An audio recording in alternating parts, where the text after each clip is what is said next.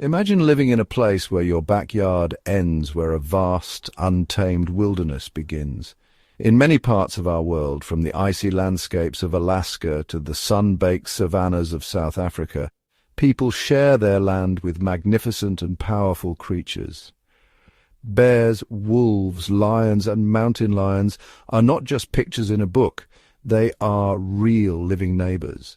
While it is a wonder to share our planet with such animals, it can also create serious challenges. These animals are predators, built by nature to hunt and survive, and sometimes their world and our world collide in dangerous ways.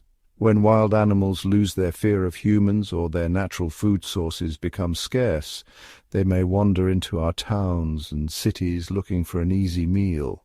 This can lead to frightening encounters, damage to property, and sometimes tragic accidents for both people and the animals themselves. A bear might break into a house searching for food, a pack of wolves could threaten farm animals, or a mountain lion might see a backyard pet as prey. Finding a way for humans and these powerful animals to live together safely is one of the greatest challenges in conservation today. It requires careful thought, difficult decisions, and a deep understanding of the natural world. To solve these problems, people have developed different strategies over many years. One of the oldest and most debated methods is hunting. For centuries, hunting has been a way for people to get food and protect their communities from dangerous animals. Today, hunting is often used as a tool for wildlife management, carefully controlled by governments to keep animal populations at a healthy level and reduce conflicts with humans. Hunters who participate in these programs are often highly skilled and follow strict rules to ensure that the practice is safe, humane, and helps maintain the balance of the ecosystem. This essay will take you on a journey to places like Alaska, South Africa, and Colorado to explore how hunting is used to manage these powerful predators. We will look at the real-life stories of hunters, the special training they need, and the strict rules they must follow. We will also explore the other side of the story, looking at non-lethal methods that help people and wildlife coexist peacefully.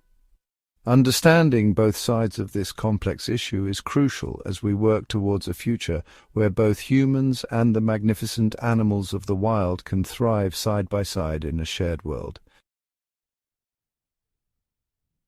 Alaska is a land of breathtaking beauty and immense wilderness, often called the last frontier.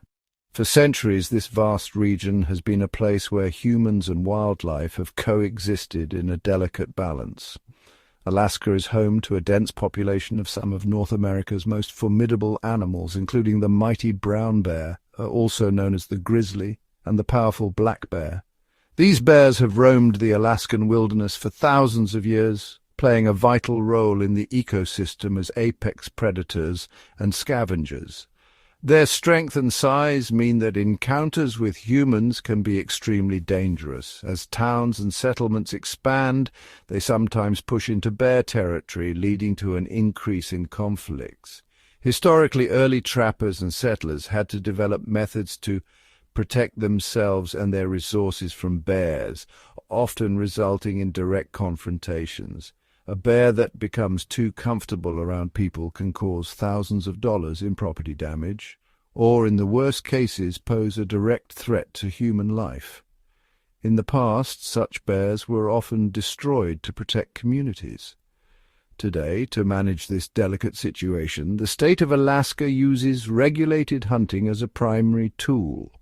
This approach has evolved from the unregulated hunts of the 19th and early 20th centuries, when overhunting threatened bear populations. The goal is not to eliminate bears, but to maintain a healthy population that can coexist with people more safely. Modern hunting regulations are designed to ensure that bear numbers remain robust, while minimizing dangerous encounters.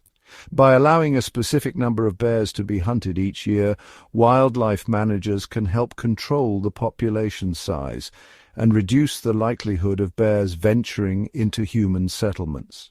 Regulated hunting also helps instill a natural fear of humans back into the bear community, which encourages them to stay in wilder areas and avoid populated zones. These hunting seasons are carefully planned based on scientific data about bear numbers, their health, and how often they are coming into contact with people. Biologists and wildlife managers use tracking, camera traps, and field surveys to monitor populations. Becoming a licensed bear hunter in Alaska, especially for non-residents, is a serious commitment. The process is designed to ensure that only responsible and knowledgeable individuals participate. A non-resident might pay over $600 for a general hunting license, reflecting the value placed on wildlife management and conservation. In addition to the license, hunters must purchase a specific bear tag, which further limits the number of bears that can be legally harvested each year.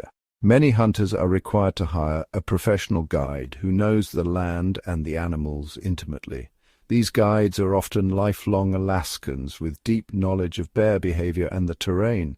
Furthermore, all hunters must complete extensive training, sometimes as much as 40 hours, which includes learning about bear behavior, safety protocols, and marksmanship. This training is crucial for both ethical hunting and personal safety. Training often involves real-life scenarios, such as practicing what to do if a bear suddenly appears within 100 feet. Hunters learn to remain calm, use bear spray, and make quick decisions. The use of hunting dogs is another specialized method employed in Alaska, particularly for managing the more numerous black bear population. This tradition dates back generations and requires skillful training and handling. Hunters who are permitted to use dogs must have at least 2 years of experience training them. The relationship between hunter and dog is built on trust and discipline. A team of 5 to 7 skilled dogs, often breeds like Plott hounds or Karelian bear dogs, can track a bear's scent through the dense forest, covering miles of rugged terrain. Their job is to chase the bear until it climbs a tree, allowing the hunter to approach safely and make a careful, ethical shot. This method reduces the risk of wounding and ensures a quick, humane harvest. This method has been effective in helping to maintain the black bear population at a sustainable level, estimated to be around 100,000 animals. By keeping the wilderness wild and the towns safe, regulated bear hunting continues to play a crucial role in Alaska's conservation story, balancing tradition, safety, and ecological health. Stories from the field reveal just how dangerous and unpredictable bear hunting can be. One such story involves a hunter named Jake from Pennsylvania who traveled to the Alaskan peninsula for a guided brown bear hunt. It was October, and the bears were fat and strong after a season of feasting on salmon. Jake and his guide spotted a massive brown bear estimated to be between 8 and 9 feet tall. Taking careful aim with his powerful .30-06 rifle, Jake fired. The shot hit the bear, but it wasn't a clean kill. Instead of falling, the wounded animal, now an 800-pound force of pure anger, turned and charged directly at them. The ground seemed to shake as the enormous bear closed the distance with terrifying speed. In just a few seconds, it had covered all but 10 yards of the space between them. The guide, remaining calm under immense pressure, raised his own rifle, a .300 Winchester Magnum, and fired a decisive shot that finally brought the charging animal down. This heart-pounding experience highlights one of the most important rules of bear hunting. Never assume a bear is dead. Hunters are trained to stay back, watch carefully for any sign of movement, and always reload their weapon immediately after firing, because a wounded bear is one of the most dangerous animals on Earth. This encounter underscores the incredible importance of the safety protocols and training that hunters must undergo. The guide's quick thinking and expertise, born from years of experience in the Alaskan wilderness, were the only things that prevented a tragic outcome. Hunters learn that a successful hunt is not just about tracking and shooting, it is about respect for the animal's power and a deep understanding of its behavior. They must be prepared for the worst-case scenario at all times, knowing that a single moment of carelessness could have fatal consequences. This level of preparation is what separates a responsible wildlife manager from a reckless individual. Jake's hunt didn't end with the bear. Later in their trip, they heard the haunting howls of a wolf pack echoing through the cold night air. The next day, using their tracking skills, they located the pack, and Jake was able to successfully hunt one of the wolves. This part of the hunt also followed strict regulations. In Alaska, a hunter can legally take up to 5 wolves per season with the proper tags. These multi-species hunts demonstrate how hunters contribute to the management of several predator populations, helping to maintain the delicate balance that allows both wildlife and humans to thrive in the rugged Alaskan landscape. Wolves are icons of the wilderness, known for their intelligence, social structure, and beautiful haunting calls. Their presence is a sign of a healthy, functioning ecosystem. In Alaska, wolf packs roam vast territories, playing a crucial role as apex predators. By preying on animals like moose and caribou, wolves help regulate these populations, ensuring that only the strongest survive and that the landscape is not overgrazed. This natural selection process maintains the health of both prey and plant communities. However, just like with bears, wolves can also come into conflict with humans. As human settlements expand into wild areas, these interactions become more frequent. Wolves may prey on livestock, and in rare cases they can pose a threat to people, particularly in remote regions where natural prey is scarce. These conflicts highlight the need for careful management. Managing the wolf population is therefore another important task for Alaska's wildlife officials. Regulated hunting is a key part of their strategy, designed not to eliminate wolves, but to maintain a balance that benefits the entire ecosystem.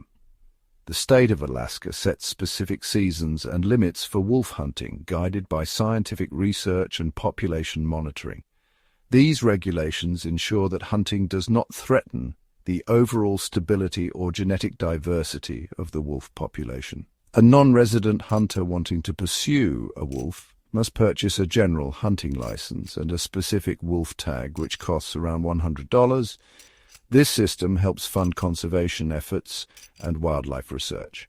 The rules are generous compared to those for other big game, allowing a hunter to take up to 5 wolves in a single season. This reflects the robust and healthy status of Alaska's wolf population, as confirmed by ongoing scientific surveys. Biologists regularly monitor wolf numbers, using data from hunters and field studies to ensure that populations remain strong and ecologically effective. For safety and success, hunters often work in groups of up to 4 people, combining their skills and knowledge to navigate the challenging terrain and track the elusive packs. This teamwork mirrors the social structure of wolves themselves. Hunting wolves is a completely different challenge than hunting bears. Wolves are elusive, highly intelligent, and constantly on alert. Wolves possess keen senses of smell and hearing, making them extremely difficult to approach. Hunters must adapt their strategies, often learning from the wolves themselves.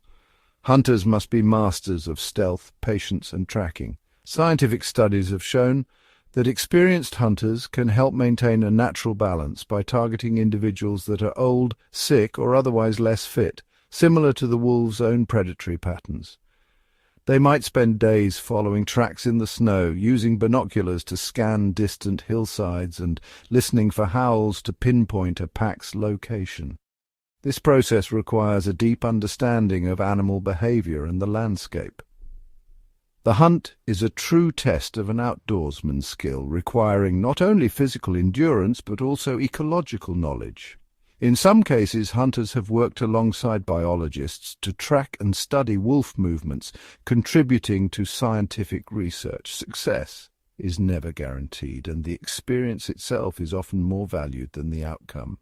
Many hunters report a deep respect for wolves and a commitment to ethical practices. By participating in these regulated hunts, hunters provide valuable assistance to wildlife managers. For example, in the Yukon-Charlie Rivers National Preserve, data from hunters has helped scientists understand wolf pack dynamics and survival rates. The data collected from harvested animals, such as age, sex, and health, gives scientists important information about the status of the wolf population. This information is used to adjust management strategies and ensure long-term sustainability. This collaborative approach between hunters and scientists helps set future hunting quotas and conservation efforts, ensuring that wolves remain a vital part of Alaska's wild heritage. The presence of hunters in the wilderness also helps reinforce the wolves' natural avoidance of humans, encouraging them to stay away from populated areas. This reduces the risk of conflict and supports coexistence. In this way, hunting becomes a tool not for eradication, but for fostering a respectful distance. Through science-based management and responsible hunting, these magnificent predators can continue their wild existence, while the balance of Alaska's ecosystems is maintained for generations to come. Across the ocean on the continent of Africa, another powerful predator reigns: the lion. For centuries, lions have been woven into the fabric of African culture, symbolizing strength, courage, and royalty. Their image appears in ancient rock art, tribal emblems, and national symbols, reflecting a deep respect and awe for these majestic animals. As the king of the savannah, the lion is both revered and feared. In many African societies, stories of lions are passed down through generations, shaping local traditions and beliefs about the natural world. However, the wild lion population is in trouble, with estimates as low as 20,000 remaining across the entire continent. Habitat loss, human encroachment, and conflict with livestock have all contributed to their decline. In countries like South Africa, where lions sometimes come into conflict with cattle farmers in provinces like Limpopo and Mpumalanga, controlled hunting has been used as a management tool. For many rural communities, lions are not just icons, they are also threats to livelihoods as they can prey on valuable livestock.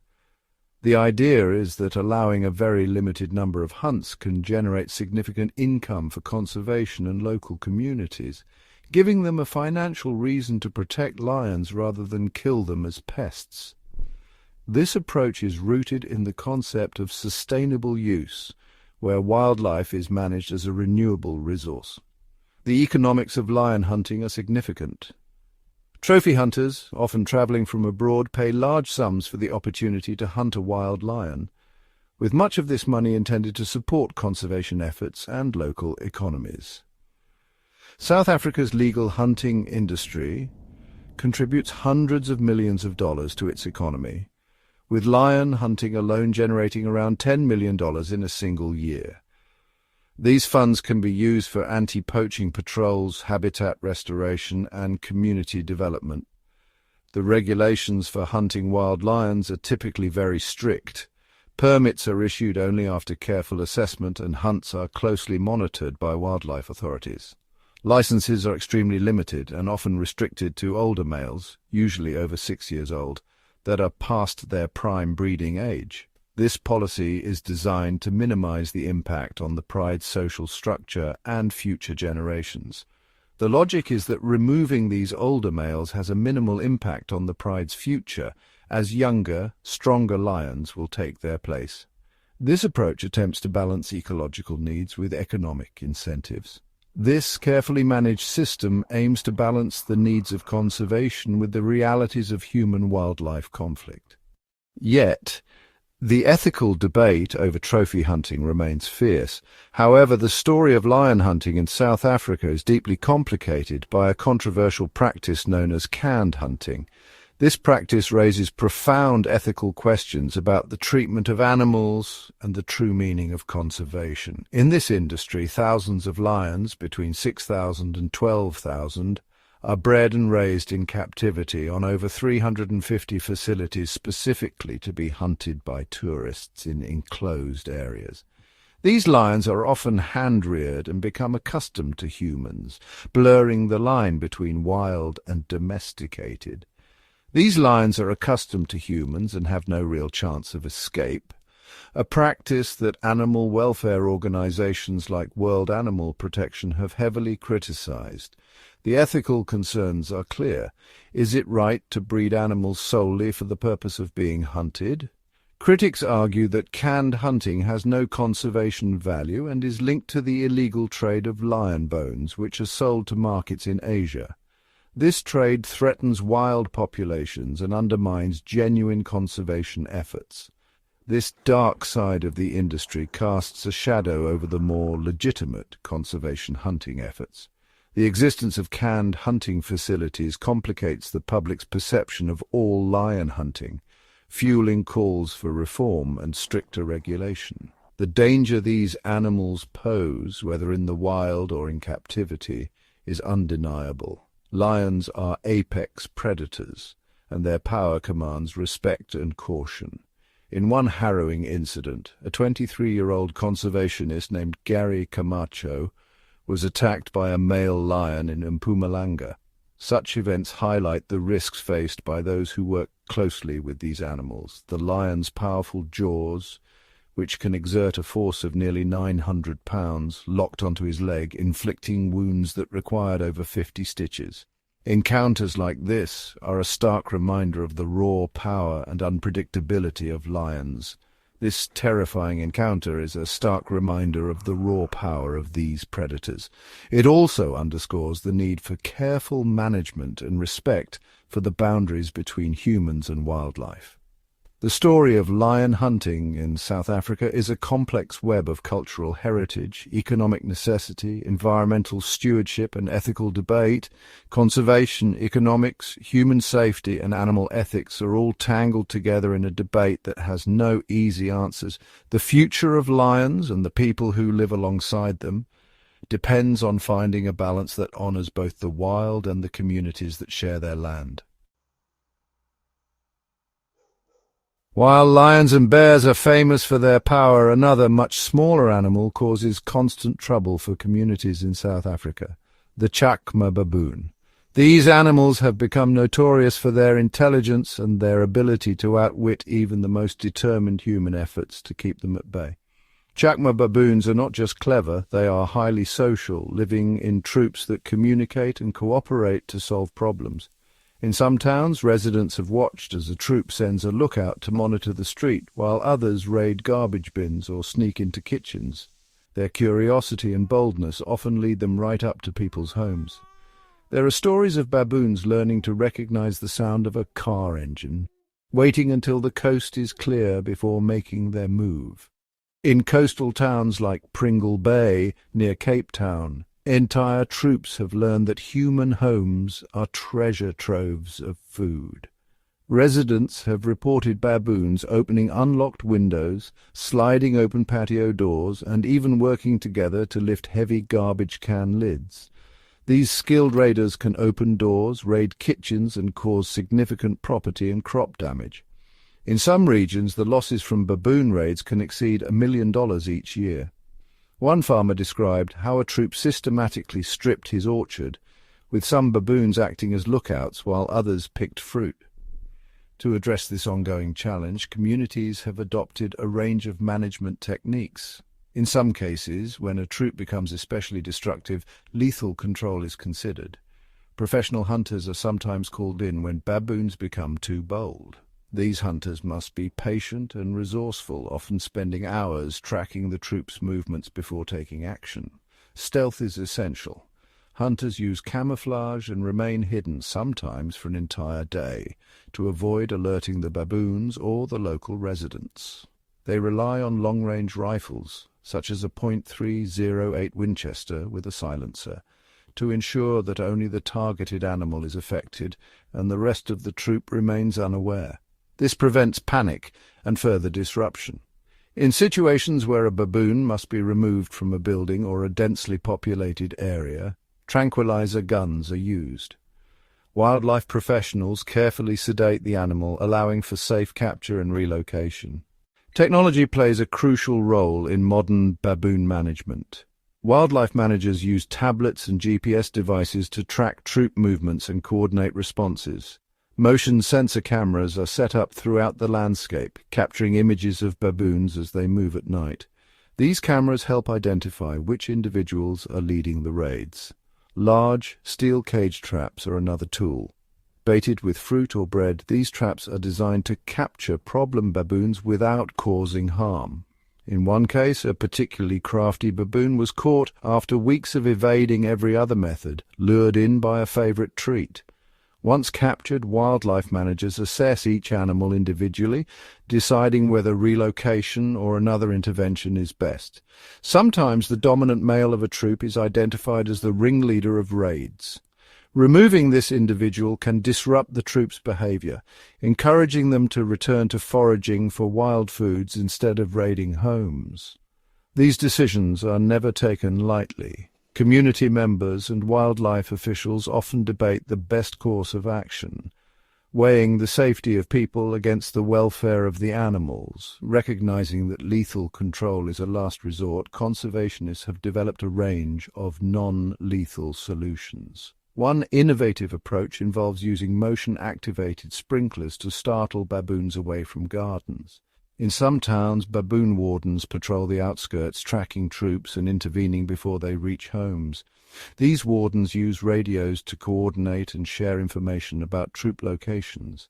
Wardens employ non-harmful deterrents like air horns, paintball markers, or pepper spray to guide baboons away from residential areas. In some cases, radio collars are fitted to key individuals, allowing for real-time tracking and rapid response.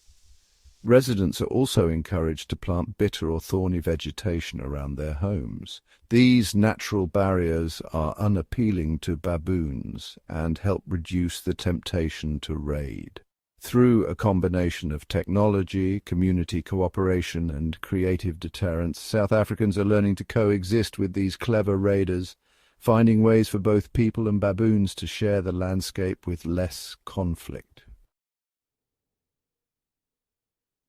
In the foothills of the Rocky Mountains, the boundary between wild lands and human development is growing ever more indistinct.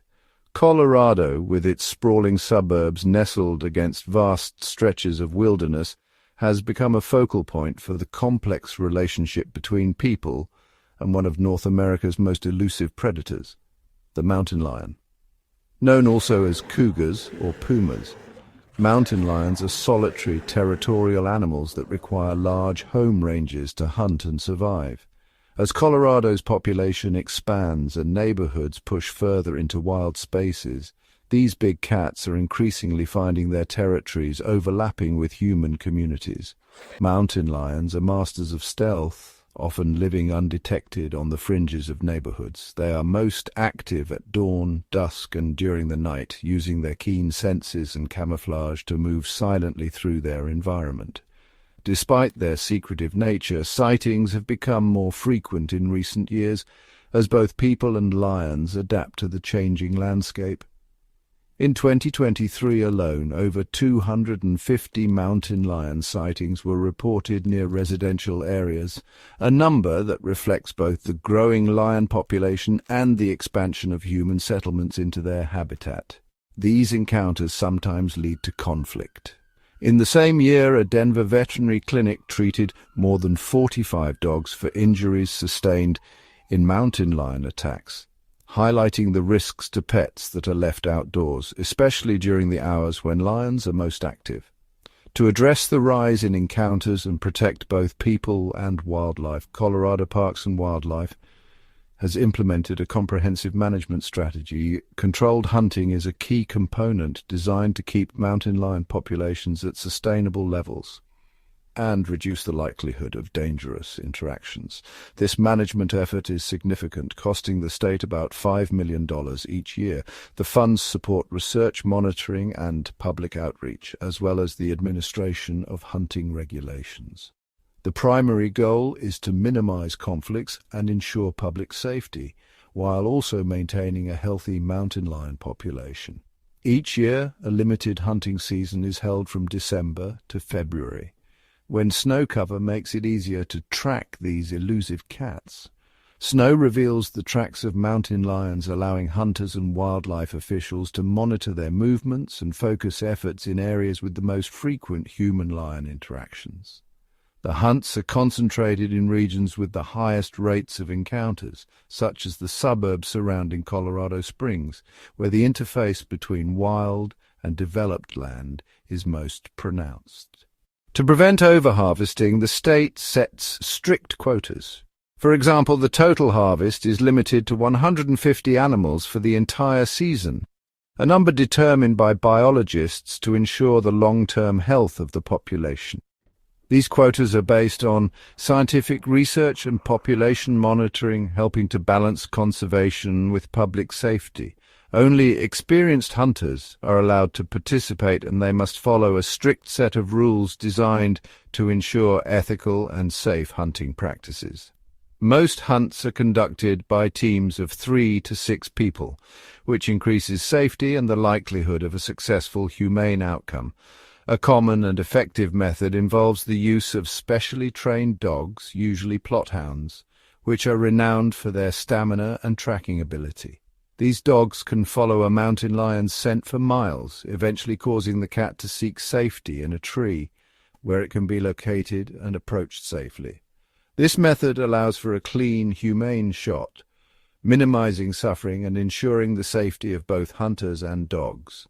Hunters typically use high-powered rifles, such as the .3006, which are capable of delivering a quick, effective kill. State law requires that any kill be reported to wildlife authorities within 24 hours, allowing for accurate tracking of harvest numbers and enforcement of quotas.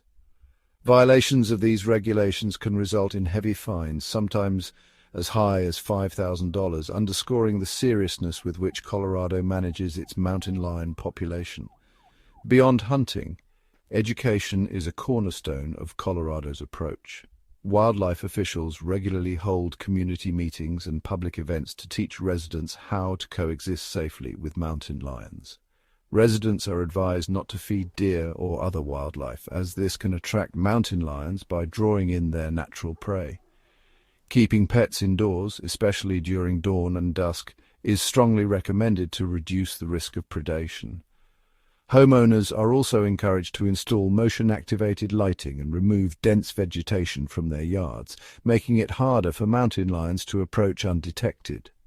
Through a combination of science-based management, regulated hunting, and public education, Colorado is working to ensure that mountain lions remain a vital part of the ecosystem while also keeping communities safe, as these powerful predators become an ever more common presence on the suburban frontier. While regulated hunting is a tool used by wildlife managers, it is only one piece of a much larger puzzle. Around the world, creative and dedicated people are developing non-lethal methods to help humans and animals coexist peacefully. These strategies focus on prevention and education, aiming to solve conflicts before they begin. The core idea is to change both animal and human behavior to create a safer environment for everyone. This approach recognizes that we have a responsibility to find ways to share our planet with wildlife, not just control it. One of the most effective strategies is securing things that attract animals to our towns and homes. This means using bear-resistant garbage cans, which are designed with special latches that are too difficult for a bear to open. In farming communities, electric fences can be installed around livestock pens and fields to deliver a mild, harmless shock that deters predators like wolves or lions. In areas with baboons, simple actions like keeping doors and windows closed and not leaving food out can make a huge difference. These simple, practical steps remove the reward that animals seek, teaching them that human areas are not a good place to find an easy meal. Education is another powerful tool. Wildlife agencies and conservation groups work hard to teach people who live in or visit wild areas how to behave safely. This includes lessons on what to do during a close encounter: never run from a predator, make yourself look as big as possible, and make loud noises. They also educate the public on the importance of not feeding wild animals, as an animal that gets food from a human can lose its natural fear and become dangerously aggressive. By understanding animal behavior, people can avoid creating situations that lead to conflict in the first place. In some cases, technology offers innovative solutions. As mentioned with baboons, radio collars and GPS trackers allow researchers to monitor animal movements in real time. If a collared wolf pack or mountain lion gets too close to a town, wildlife officials can be alerted and take action to haze the animals away using loud noises or rubber bullets, which sting but do not cause serious injury. This proactive approach helps reinforce the boundaries between wild spaces and human spaces. These peaceful methods, combined with responsible land use planning, are essential for building a future where wildlife and people can both flourish. Community initiatives play a crucial role in these efforts. For example, in some areas, local groups have built wildlife corridors and crossings to ensure safe passage for animals. Volunteers often come together to clean up natural habitats, restore wetlands, and remove invasive species, creating healthier ecosystems for both wildlife and humans.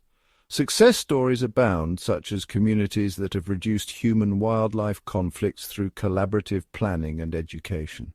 Local leaders and residents work together to create wildlife-friendly initiatives that benefit everyone. In agricultural areas, farmers have adopted wildlife-friendly practices, such as using non-lethal deterrents and implementing measures that protect both crops and animals. These efforts not only protect wildlife, but also foster a sense of community and shared responsibility. Celebrations and local events often highlight the success of these initiatives, encouraging more people to get involved. By working together and embracing peaceful coexistence, we can create a world where wildlife and people thrive side by side. Our journey has taken us from the icy wilderness of Alaska to the sunlit plains of Africa and the mountain suburbs of Colorado. Across these diverse landscapes, we have witnessed the intricate dance between powerful animals, bears, wolves, lions, and mountain lions, and the expanding presence of humanity. These encounters are not merely conflicts. They are the meeting points of two worlds, each with its own needs, instincts, and histories. When wild creatures cross into human spaces, we are reminded that our habitats are not separate, but deeply intertwined. The boundaries we draw are artificial. The land, the rivers, the forests, these are shared by all who inhabit them. The challenge of coexistence is not a puzzle with a single solution, but a complex ongoing negotiation that demands humility, wisdom, and adaptability. As stewards of the natural world, we bear a profound responsibility to seek balance. Science teaches us that healthy ecosystems depend on the presence of apex predators, yet unchecked populations can threaten both human safety and ecological stability. Regulated hunting, when guided by rigorous research and ethical codes, becomes a tool, not of domination, but of stewardship. It helps manage populations, prevent suffering from starvation or disease, and maintain the delicate web of life. Such management reduces dangerous encounters, protecting both people and animals from harm. It is a practice rooted in respect for the land and its inhabitants, informed by generations of observation and adaptation. Those who participate in these programs are often deeply connected to the wilderness.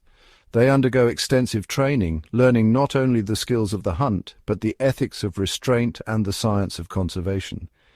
Their actions are governed by strict rules designed to ensure safety, respect for the animal, and the long-term health of the ecosystem. True respect for wildlife means understanding the role each creature plays in the greater whole, and acting with humility in the face of nature's complexity. The work of wildlife managers and conservationists is sometimes controversial, but it is an undeniable part of modern ecological stewardship. Their efforts are guided by both data and a deep sense of responsibility to future generations. Yet science and philosophy both remind us that true balance is not achieved by force alone. We must also embrace non-lethal methods, securing food sources, using technology to track and deter animals, and educating communities about coexistence. These strategies are not just practical, they are expressions of a deeper ethic, one that values prevention, adaptation, and peaceful coexistence. Modern technology allows us to better understand animal movements and needs, providing data that informs smarter, more compassionate decisions. By learning to read the signs of the wild, we become more attuned to the rhythms of the land we share. The most effective conservation plans are those that blend these approaches, using hunting as a necessary tool where appropriate, while always striving for peaceful prevention and coexistence. The ultimate goal is a world where both humans and wildlife have the space and resources to flourish. Achieving this vision requires understanding, respect, and a willingness to make difficult choices. It means recognizing that the wilderness is not merely a backdrop for our lives, but a living, breathing system of which we are a part. Philosophers remind us that our relationship with nature is reciprocal. As we shape the land, so too does it shape us. Science reveals the interdependence of all living things and the necessity of humility in our actions. By honoring both ancient traditions and new ideas, we can work toward a future where the roar of a lion, the howl of a wolf, and the sight of a bear remain vibrant parts of our shared planet, kept wild and wonderful, yet always at a respectful distance. In this shared world, the path to balance is not a destination, but a journey, one that calls for wisdom, compassion, and a deep reverence for all life. In the vast, rugged wilderness of Alaska, one of nature's most fascinating predators roams, the gray wolf. These highly intelligent animals are rarely seen alone. Instead, it is the strength of the pack that defines their success. Each wolf pack is a complex social unit with clearly established roles. Alphas lead and make crucial decisions, while betas support and younger wolves learn by observing their elders. This intricate hierarchy is key to the pack's survival. Hunting in the Alaskan wild is no easy feat. Wolves rely on teamwork, coordination, and remarkable communication. A single hunt can stretch for miles as the pack silently tracks caribou, moose, or smaller prey. Using strategic positioning, they isolate a weak or young animal, surrounding it with precision honed by generations of experience. Their success is not guaranteed. Many hunts end in failure, and hunger is a constant companion. But wolves are more than just hunters. They play a vital role in maintaining the health of Alaska's ecosystems. By targeting sick or injured animals, they help control prey populations and prevent the spread of disease. Their presence shapes the behavior of other species, encouraging a balance that ripples across the landscape, from the forests to the rivers. Yet life for Alaska's wolves is not without peril. Expanding human settlements, habitat fragmentation, and conflicts with livestock put pressure on their populations. Regulated management programs aim to preserve this delicate balance, ensuring that wolves remain a vibrant part of the wild while minimizing conflict with people. Scientists and wildlife managers monitor their numbers, study their movements, and work to protect critical habitats. The story of Alaska's wolves is a testament to the resilience and adaptability of wildlife. Their survival depends not only on their own intelligence and unity, but on the choices we make as stewards of the land. By respecting their role in the ecosystem, we honor a tradition as old as the wilderness itself. A tradition that reminds us that every creature, no matter how fierce, has a place in the intricate web of life. Predator and prey, two forces locked in an eternal dance, shaping the very fabric of wild landscapes. This relationship is more than a battle for survival. It's a delicate balance governed by scientific principles that echo across continents. In the wilds of Alaska, wolves and their prey, such as moose and caribou, engage in a dynamic cycle. When wolf populations are healthy, they keep prey numbers in check. This prevents overgrazing, allowing forests and tundra to regenerate. In turn, the health of the prey populations influences the wolves. If prey numbers fall too low, wolf packs may shrink or move to new territories in search of food. This ebb and flow is called the predator-prey cycle, a natural rhythm that maintains balance in the ecosystem. Across the globe, on the savannas of Africa, lions and their prey play a similar role. Wildebeest, zebra, and antelope are shaped By the constant threat of predators, they evolve sharper senses and faster reflexes, while predators develop new strategies to catch them. This arms race drives evolution, ensuring both groups remain strong and adaptable. These relationships also sculpt the land itself. In Alaska, fewer moose mean young trees and shrubs can grow, providing shelter for birds and small mammals. In Africa, when large predators are removed, prey animals may overgraze, leading to barren landscapes and loss of biodiversity. Scientists study these interactions with advanced tracking collars, camera traps, and population models. Their findings reveal how removing a single predator can set off a chain reaction, sometimes called a trophic cascade, affecting everything from plant growth to river flow. Understanding predator-prey dynamics helps wildlife managers make informed decisions. By protecting both predators and prey, they ensure the land remains healthy and vibrant for generations to come. In the end, the story of predator and prey is a story of balance, one that connects every living thing from the smallest plant to the mightiest hunter. Across the globe, some of the most successful wildlife conservation efforts are those where humans step back, allowing nature to heal itself. In vast protected areas like Yellowstone National Park and the Serengeti, conservationists have focused on restoring animal populations and habitats while minimizing direct human influence. By establishing large, connected reserves, these projects give wildlife the space they need to thrive. Fences are removed, migration routes are reopened, and native species are reintroduced. In Yellowstone, the return of grey wolves triggered a remarkable recovery. Elk numbers adjusted, vegetation rebounded, and rivers changed course, all without constant human management. Similarly, in Africa's Gorongosa National Park, decades of conflict left the land nearly empty. When peace returned, conservationists chose patience. They allowed surviving animals to repopulate naturally while restoring forests and wetlands.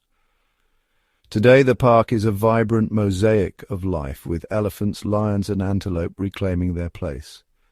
Technology also plays a role. Remote cameras and tracking collars monitor wildlife from a distance, reducing the need for intrusive surveys.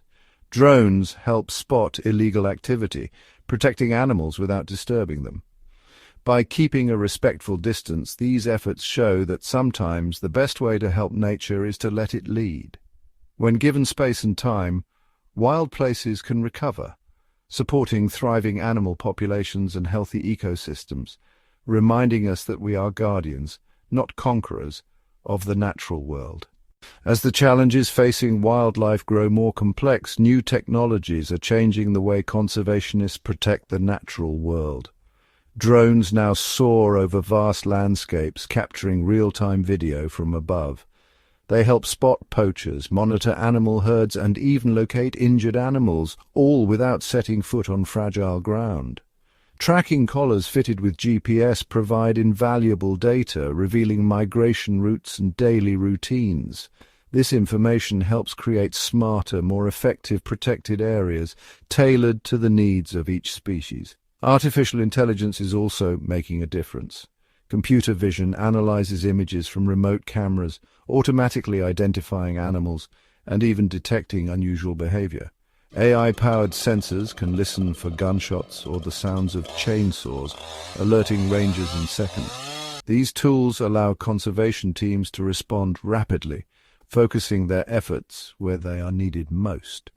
By combining drones, tracking collars, and AI, conservationists gain a powerful new perspective. They can watch over vast territories with minimal disturbance, learning more about the animals they protect while staying one step ahead of emerging threats. Technology is not a replacement for traditional knowledge, but it is a vital ally, giving wildlife a better chance to thrive in an ever-changing world.